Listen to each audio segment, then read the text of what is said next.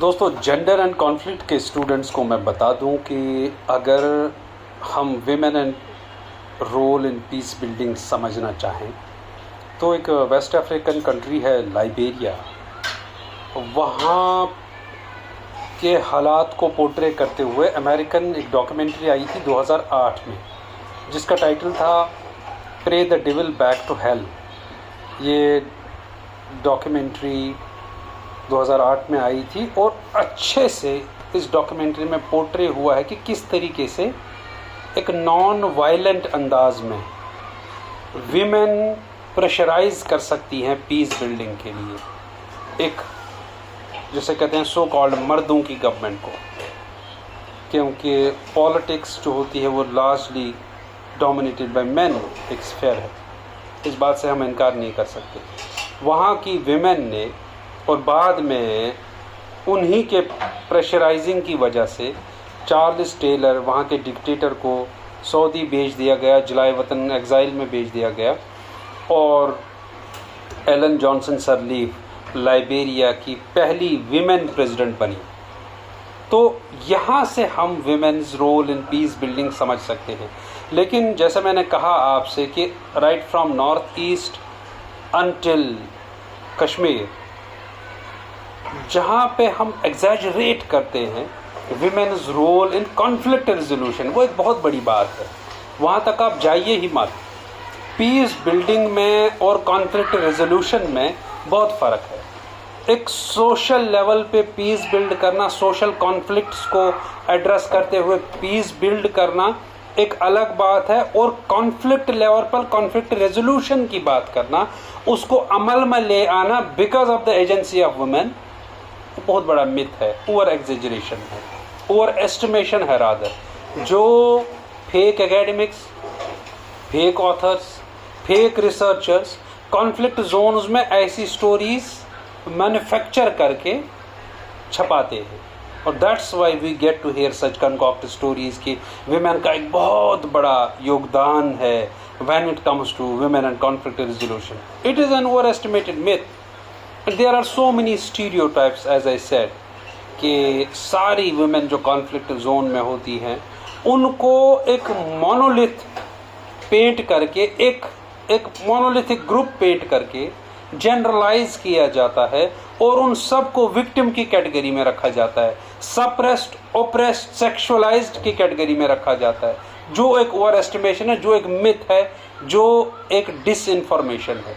क्योंकि किसी भी जोन में, I am talking about the conflict zones here, disinformation एक बहुत बड़ा टूल होता है, चाहे प्रोपेगेंडा का, चाहे परसेप्शन मैनेजमेंट का।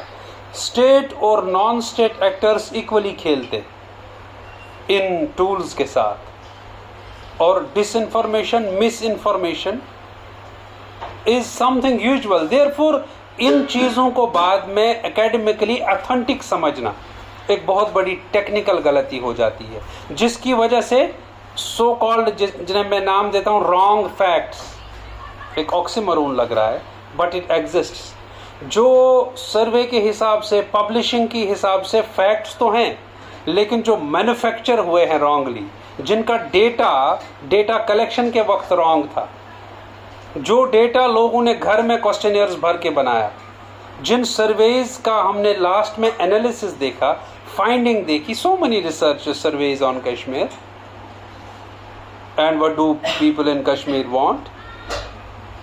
Purely concocted myths, wrongs, brutally wrong facts came to fore because it was all manufactured. Therefore, don't believe surveys that happen in conflict zones. Don't believe the social research, so-called research projects, because सबको वहाँ field explore करने की नहीं पड़ी रहती है। मैंने already इस पे एक आर्टिकल EPW में लिखा था 2017 में, rereading, we definitely need rereading the field in conflict zones, because researcher का लगातार फील्ड के साथ नेगोशिएट करना और अपनी आइडेंटिटी के साथ नेगोशिएट करना कॉन्फ्लिक्ट जोन्स में अनिवार्य, फंडामेंटल और मैंडेटरी बन जाता है। That usually doesn't happen. People just want to give less and lesser time to field work part in conflict zones, because obviously there are dangers involved, there are insecurities involved, और जो research methodologies हैं वो conventional है, वो specially Jones के लिए develop हुई ही नहीं है. एंड जब ये कॉन्वेंशनल रिसर्च है एक कॉन्वेंशनल फील्ड समझ के कॉन्फ्लिक्ट फील्ड में पहुंच जाता है, he gets to see in the name of respondents fake respondents, in the name of facts wrong facts, in the name of field fake field, in the name of replies wrong replies, manipulated replies, insecure replies. And जो 6 महीने का field work है वो 2 महीने में हो जाता है. जो 1 साल का फील्ड वर्क था वो 15 दिन में लोग ख़त्म करके आते. Because of what? Obviously because of the range of insecurities that are a part of what? Conflict zone. वहाँ का कल्चर ही ऐसा होता है, the culture of insecurity. Therefore, friends, don't fall prey to such wrong facts. Oxymoron लग रहा है, but it is really a fact. Wrong fact is a fact. The thing which you treat as fact is wrong. वो कौन से wrong facts हैं? That all women in conflict zones are suppressed, oppressed, sexualized, harassed, tortured, blah blah blah. It is not true at all. It is not happening on the ground. There is a section of people, rather many sections of people who have nothing literally to do with the conflict. But हम उन सब को monolith paint करते हैं और सब को conflict women की कैटेगरी में गिनते हैं और सब पर एक ही theory, एक ही concept, एक ही generalization लगाते हैं, जो कि एक बहुत बड़ी गलती है, जो कि एक जैसे कहते हैं blunder है, गलती नहीं. Because there is a section of there is a larger chunk of people जिनका कॉन्फ्लिक्ट से कोई लेना देना ही नहीं. जो एक लेडी कॉन्फ्लिक्ट से पहले भी सुबह जाकर अपने किचन गार्डन में काम करती थी, आज से 20 साल पहले, वो आज भी वही कर रही है. उसका डायरेक्टली इनडायरेक्टली कोई नाता, कोई संबंध नहीं है कॉन्फ्लिक्ट से. बट रिसर्चर्स उस विमेन को भी, उस आम नारी को भी ड्रैग करके लाए हैं अपनी थियरी में, अपने कॉन्सेप्ट्स में, और उसे पेंट किया है as a conflict woman, which is wrong. Main stream media सबको पेंट कर रहा है, एकेडमिशियन सबको पेंट कर रहे हैं, रिसर्चर सबको जनरलाइज कर रहे हैं. It is not the reality at all friends. It is not the reality. What is the reality then? That all women in the conflict zone can not be a monolith, and intersectionality here is involved. Caste, class, gender, religion, सारी चीज़ें involved. What is women's role? अगर आप let us take where I am an insider, Kashmir conflict situation, turmoil situation, पिछले 3 decades का देखते हैं. What was the role of the women? Cross border कुछ NGOs के heads गए होंगे, कुछ खुद को कहने वाले एक्टिविस्ट्स गए होंगे, जिन्होंने वहाँ कहवे का कप पिया और वहाँ की सैर की, मुजफ्फराबाद की, और लौट के आए. हुआ कुछ नहीं, कॉन्फ्लिक्ट रेजोल्यूशन उससे नहीं हुआ. वो एक एंगेजमेंट होता है, और जिसको कोई कॉन्फ्रेंस का नाम आपने दिया और आपने कहा कि हम कॉन्फ्लिक्ट रेजोल्यूट करके आए. ऐसा नहीं है. It's wrong. It's again a myth that women have an active role in conflict resolution. They don't have. They might have a role in peace building, mind it here, but not in conflict resolution, which is purely a national interest, are big powers involved, and which is purely a political thing, not a minuscule social thing. And social actors are not involved there. Their agency is not counted even. उनकी agency count ही नहीं हो रही है, और academics उसको over generalise कर रहे हैं. 1. विमेन का खासा रोल रहा. Yes, protecting their males, protecting their sons, protecting their husbands. के घर पे स्टेट की एजेंसी आई, फॉर एग्जांपल आर्मी ने बाहर घेरा डाल दिया. एक माँ जो है, common lady of the conflict zone, वो बाहर गेट पे आती है कि जी बताइए. बिकॉज माँ का आगे आना और माँ का घर में ना होना, ये दो बराबर ऐसे पर्सपेक्टिव्स हैं। अगर घर में माँ नहीं है जो बच्चों को प्रोटेक्ट नहीं कर रही है, तो the security forces would barge in और the non state actors would barge in and will directly और इनडायरेक्टली हार्म मैन। यहाँ पे विमेन का एक खासा रोल रहा अपने मर्दों को, घर के मर्दों को, चाहे हस्बैंड हो, चाहे इवन ब्रदर इन लॉ हो, चाहे बच्चे हों, उनको प्रोटेक्ट करने में।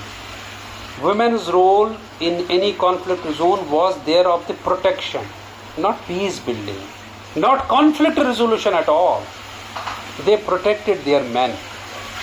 They are still protecting them, especially in the conflict zones in India. Let us talk about Kashmir. ये हुआ कि women आज भी कॉमन घरों में कहती हैं कि मैं इसलिए रात को कहीं नहीं जा रही हूँ, मेहमानों को, अपने रिश्तेदारों को विजिट नहीं कर रही हूँ, बिकॉज घर में बच्चे हैं। मैंने सोचा कि यहाँ से अगर आर्मी आई, यहाँ से अगर सिक्योरिटी आई, या यहाँ से कोई आया, they mean non state actors, तो बच्चे घर में अकेले, उन्हें लगता है कि they are the saviours, they are the guardians of their menfolk. It is true, it is a reality. They are protecting, they have been protecting. Even if घर का जो मेन फोक है उनकी कोई लिंकेज थी या नहीं थी, गुनहगारों को भी प्रोटेक्ट किया और बेगुनाहों को भी प्रोटेक्ट किया हमेशा विमेन ने, because to them they are their sons और हस्बैंड और ब्रदर इन लॉ और ब्रदर, उन्होंने हमेशा प्रोटेक्ट किया। But there are so many over generalizations. एक तो सब नहीं होते सारी विमेन, दूसरा कॉन्फ्लिक्ट रिजोल्यूशन को भूल जाइए। पीस बिल्डिंग में उनका इनडायरेक्ट रोल क्या है? As I said about the role in Liberia, where white band revolution जो विमेन का था और जिसमें एलन जॉनसन सरलीफ भी थी, विमेन ने एक खासा बहुत बड़ा रोल अदा किया चार्ल्स टेलर को जलावतन कराने में, और पीस बिल्डिंग में उनका ये रोल था कि वायलेंट एक्टिविटीज़ को उन्होंने रुकवाया। They denied sex to their men, their husbands, for peace. It is a reality. Go and watch the documentary Pay the Devil Back to Hell. It is by Ginny Kitkar, or I'm forgetting the exact name. American director. It came in 2008. For gender studies students, I recommend this, Pray the Devil Back to Hell, and you will get a perspective, you will get a positive perspective, a realistic perspective, that in what ways women play their role in peace building in conflict zones, that too non-violent. I am not talking about women soldiers, women guerrillas and all that, because in the context where we live, where we are as insiders, we have seen a different conflict. और जब हम African conflict से उसका मवाजना, उसका comparison करते हैं, we get all together different realities, because even conflict zones में, different conflict zones में जो कॉन्फ्लिक्ट्स की नवियत पोजीशन होती है, वो भी कोई मोनोलिथिक नहीं होती, उसको भी हर जगह सेम तराजू में आप तोल नहीं सकते। In one zone, in one conflict zone, the nature of conflict is different. The stage of conflict is different. किसी जगह कॉन्फ्लिक्ट रेजोल्यूशन के स्टेज पे पहुंच जाती है चीज़ें, किसी जगह अभी वायलेंट कॉन्फ्लिक्ट ही चल रहा होता है, किसी जगह दब चुका होता है कॉन्फ्लिक्ट और वायलेंस कम हो गई होती है। लिहाजा हर एक जोन की अपनी अपनी कॉन्फ्लिक्ट नवियत होती है। हम सबको एक ही कैटेगरी में तोल नहीं सकते, मोल नहीं सकते और जांच नहीं सकते। Therefore, we need a deeper understanding of conflict zones, and certainly we need rereading the field in conflict zones. This is for the researchers who venture in and who go for their field works, and we certainly need a different research methodology while venturing into such zones, which is full of security, which is full of training, which is full of backup, and which is something in addition to the already existing concepts. As I said, the concepts that I have invented or I have created is the fake respondent, fake field, blah blah blah. I will discuss this thing in one more video. That will be for you. Thank you.